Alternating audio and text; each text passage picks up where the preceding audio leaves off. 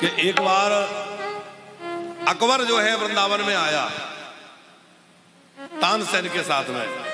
तानसेन का संगीत सुनकर के अकबर मुग्ध हुआ करता था और कहता था कि तानसेन, जब तुम इतना अच्छा गाते हो, इतना गजब का बजाते हो, तो तुम्हारे गुरु कितना गजब का संगीत गाते बजाते होंगे, कभी तुम्हारे गुरुजी का संगीत सुनना है। तो तानसेन जी कहते थे, बादशाह मेरे गुरु जो हैं वो किसी लौकिक व्यक्ति के लिए नहीं गाते, जगत के दुनिया के बादशाह के लिए नहीं गाते, वो तो अपने उस बादशाह के लिए, जगदीश्वर के लिए गाते हैं।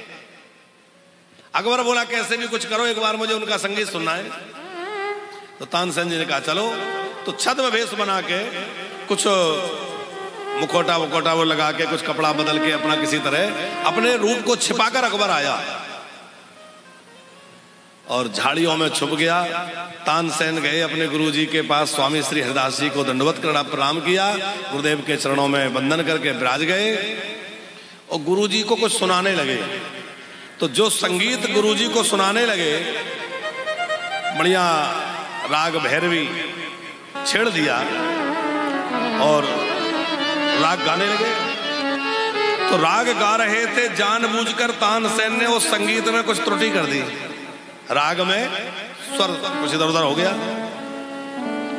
स्वामी श्री हरिदास जी ने कहा, तानसेन ऐसे नहीं, दिखाओ इस राग को ऐसे गाया जाता है। और फिर जो है स्वामी श्री हरिदास जी ने जब गाया तो इतना अद्भुत गाया, उनका तो क्या कहना, वो तो ठाकुर जी का स्मरण करके श्री जी के भाव में डूब के गाते थे। उन्होंने जब गाया अकबर से रहा नहीं गया, वो भूल गया कि मैं छुपा हूं, झूम गया, नाच गया। अद्भुत संगीत अकबर ने सुन लिया था, इसीलिए बहुत दिनों तक हमारे ब्रज में भैरवी को गाया नहीं गया। बोले ये इस जो है मिलेक्स का झूठा हो गया। तो फिर बाद में परंपरा बनी और फिर उसको गाया जाने लगा। तो स्वामी श्री हरिदास जी तो बड़े दिव्य महापुरुष जान गए। कहा अकबर, बादशाह निकला, क्या छुप के चोरी से सुन रहा है, जरा। वो सामने आया, बड़ी सराहना करने लगा, आपका संगीत सुनकर आज मैं अद्भुत धन्य हो गया, अद्भुत है आपका संगीत, धन्य हो गया।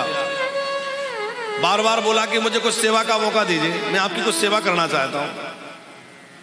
स्वामी जी ने कहा, हमें कोई सेवा नहीं चाहिए भाई, हमें किसी से कोई सेवा लेना ही नहीं। अरे नहीं नहीं, आप कोई सेवा का अवसर दीजिए, आप बताइए मैं क्या सेवा करूं।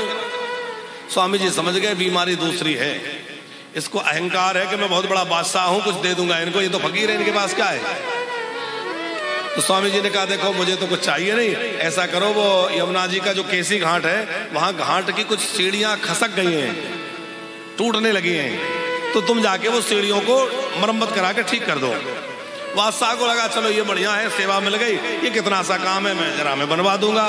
पर जब अकबर बादशाह गया तो स्वामी जी की कृपा से उसको दिव्य वृंदावन का दर्शन हुआ। और उसने क्या देखा, वहां उसने देखा कि ऐसी बहुमूल्य मणियों से वह घाट बड़ा हुआ है, जड़ा हुआ है कि अकबर को लगा मैं अपनी सारी सल्तनत भी बेच दूं तो यहाँ कहीं एक मणि नहीं खरीद सकता, ऐसी बहुमूल्य अद्भुत मणियों से वह घाट बना हुआ है, अद्भुत विलक्षण मणियों से जड़ा हुआ है।